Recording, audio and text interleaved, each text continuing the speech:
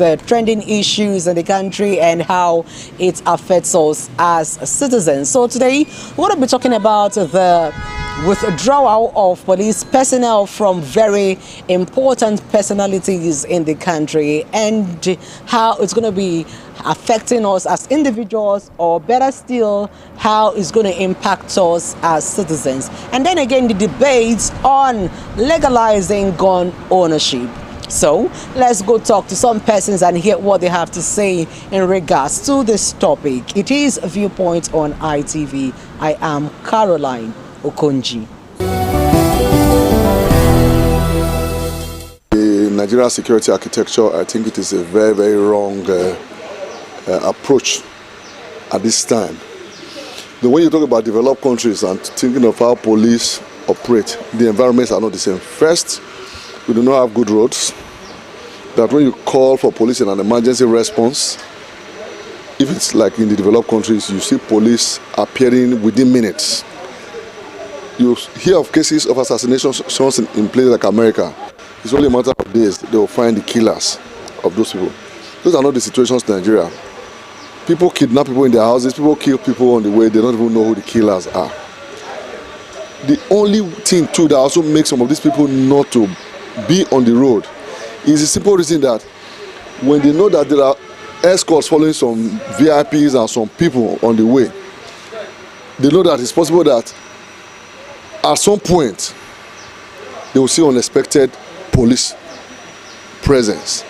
But when they now get to the point where they now say, no, they cannot go with police and then the road is free and all that, you are only inviting terror back to us. If I'm traveling on the way and I know I'm licensed to have a gun in my car, some other persons are coming, and maybe we run into hoodlums, and they know that out of these 20 cars that are, there's a likelihood that 15 to 16 have arms in them. That will also create that sense of security for the people that are involved. So I just think that it is, yes, the idea to say let's have police at different points is there, but the architecture and infrastructure to support such an idea, we don't have it yet. You don't have drones flying everywhere. If you are overseas, you press a button in your house, they know it is emergency. The police will come, condone of your area, and the people cannot even escape. The police right now, as they are, first, they are no vehicles, they are not well equipped. So how do you even do it? I think that the decision by Mr. President needs to be reviewed.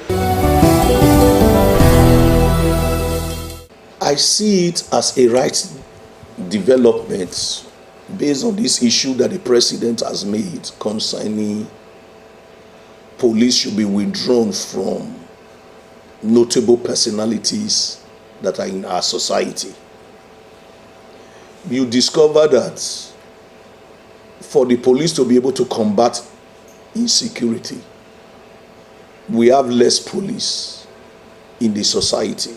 Most of all these notable personality, you just discover that one person will be having 10 police. 10 police. If one particular person is having a police, about 10 attached to him, and the common man has no security to be attached to him, he has no security to be attached to him, then what is the fate of the masses? But to my own take, with this direction, this step that the president has taken, that all police official, army and the officials should be withdrawn from notable personality, is a welcome development, so that these officers will be able to go to the city, go to the street, go to the rural area to be able to combat these bandits.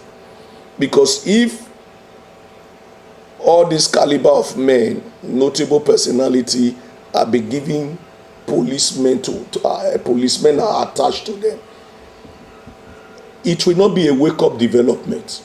But if they withdraw them, everyone, all hands will not be on deck to fight insurgency, to fight bandits. But when these men are secured, they will feel less concerned about the masses. I believe that with this step that the president has taken is a very good step, so that security for lives and property concerning the common man will be appreciated. On these aspects, it has advantage and it also have disadvantage.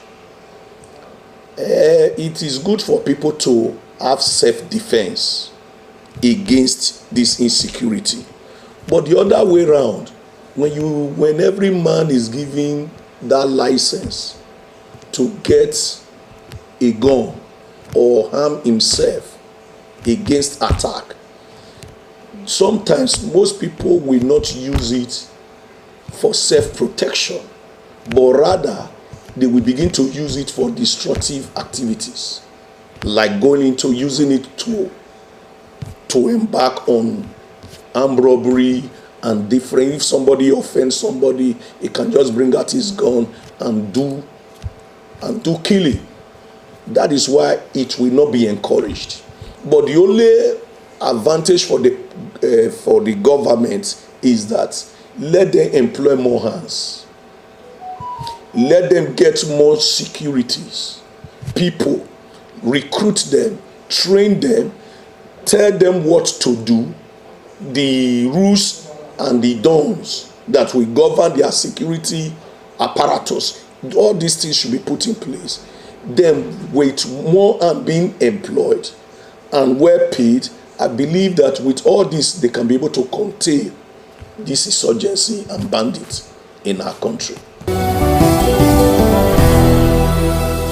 We all know that the constitutional role of the police is the protection of lives and property. And like the president has rightly stated, the protection of lives of Nigerians are very paramount. And like the VIPs are still part of the citizens that the police is constitutionally empowered to protect. But you also realize from where the president is coming from, these VIPs form more or less like less than 10% of the larger population of Nigerians. And in that light, he feels that more attention should be given to the masses, to the larger population of Nigeria who are now faced with the challenges of insecurity, while also trying to address the manpower need of the Nigerian police. So in that regard, I totally support that directives that all available manpower now should be channeled towards the protection of the majority of Nigerians outside the VIPs that took a chunk of that number. Looking at on the rights of Nigerians to own guns, I still believe that Nigeria is not yet ripe enough for such. Even in countries where they have such policies, they are trying to go back. If you see what's going on in America now, they are even trying to look at gun rights laws to see how it can be reviewed. So it's not a policy that has worked or that has been sustained in even where it is currently in force. So for Nigeria, it is not just our only gun that will solve the problem of insecurity. I can tell you, with the kind of anger, with the kind of issues we have now, if Nigerians own guns, they will be using it to settle personal scores, not even the insecurities now. So that might not really solve the problem. I think solving the problem, we need to go into community policing, volunteer security, seeing how well we can domesticate security, make security the duty of everybody, not necessarily a centralized arm of government like you have the centralized police now.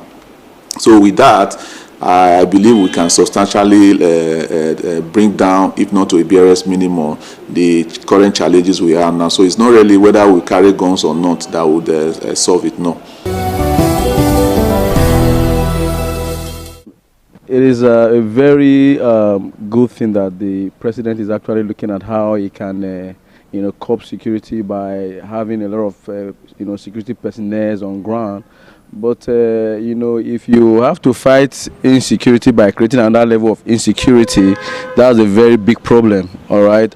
Yes, we know that the VIPs have a lot of this, security escort with them. But if you look at this person too, they are human beings, and somebody who has that kind of, level of position requires some level of security, around him. So for me, I will not, totally say that it is okay to withdraw all the, security personnel from the VIP. No, I do not think that's the best way to go. Instead, I think they should look for a way to have more persons in the force, in the military, in the police, and every other security agencies that can help, in this insecurity, because the VIP are human beings. The right to own a gun, I really do not think that Nigeria is matured for such a thing. Yes, we have that in some developed countries like America, but I do not advise that such law should be put here in Nigeria, because a lot of persons are going to take advantage of this particular situation, and they use it to do other very, very malicious activities. So I do not believe that Nigeria is ripe for self-ownership of gun at this particular point in time. Insecurity in Nigeria is eating so deep into the life and well-being of Nigerians. Like in the area of business, it has affected us a lot. Like, for example, those our mothers who travel to village markets in this season of December, where they travel to buy plantain, yams, and others. We see many of them were unable to do this because of the insecurity, and that has also affected their own family, because they will not be able to provide for them because they were unable to do their business the way it ought to be.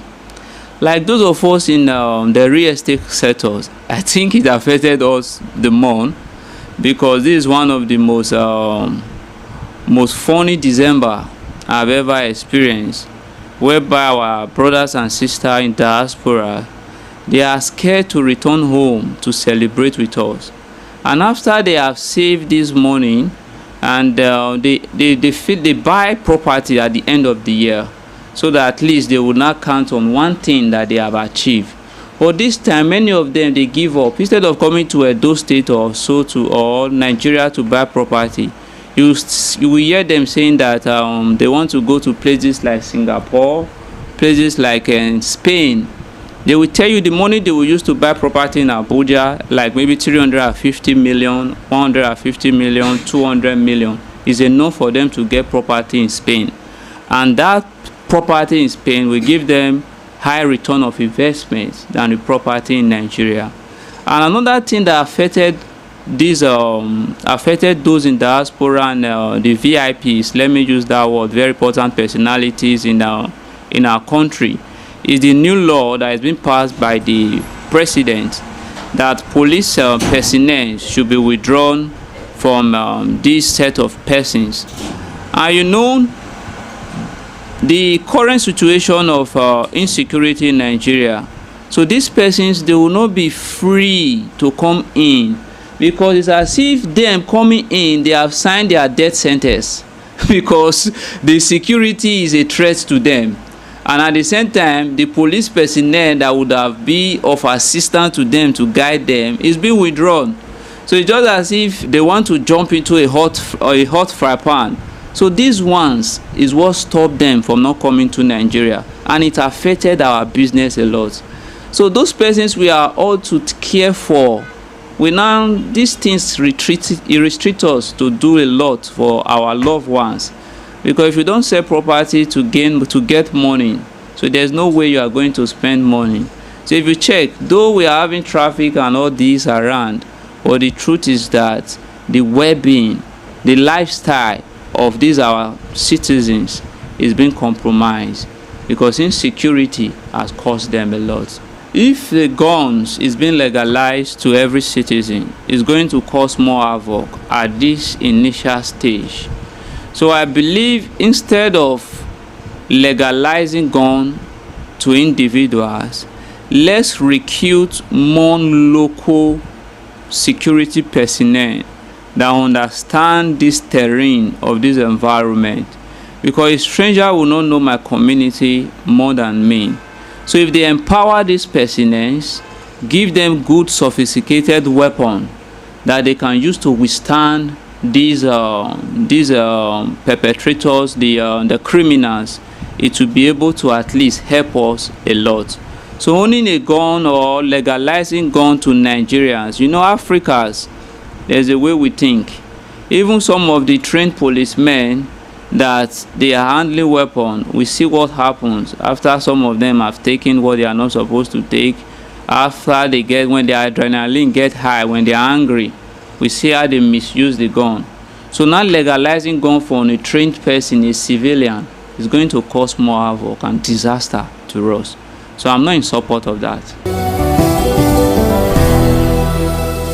While the opinions of our respondent varies, and some think that the statement by the president to withdraw police personnel from VIPs in the country in order to combat crime, some are also saying that it is not a welcome development. But in all of this, the security of citizens and properties should be a priority. That is what people are clamoring for, and it is something that should be done in order for lives and property of citizens to be secured and for security to be guaranteed. It is Viewpoint on ITV. I am Caroline Okonji. Many thanks for watching.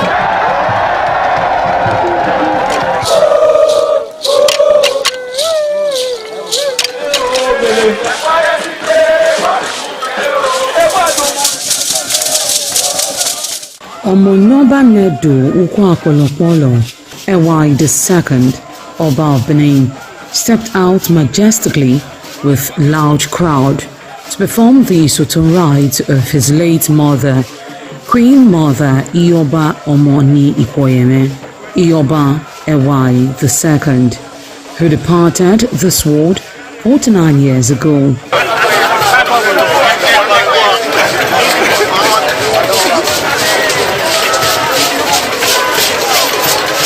The Sultan, is a traditional rite of the procession in memory of the departed person's spirit in Benin Kingdom. It is usually heralded by public display of the departed person's influence during their sojourn on earth. The display of a human effigy symbolizing the departed royal matriarch was preceded by the Oba of Benin, who led the procession from his palace to the Immortan Shrine at King Square in Benin City, where he offered prayers for the repose of the soul of the Queen Mother, Ioba Ewai II.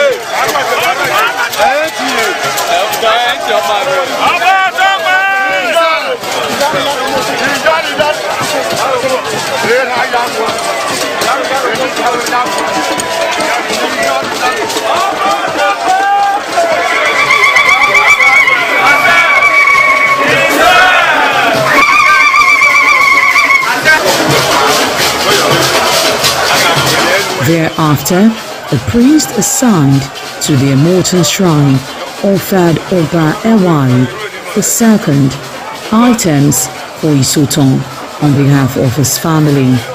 However, chalk, known as Uri, represented a mixture from royal fans after ancestral spirits were invoked to bear witness and announce his arrival.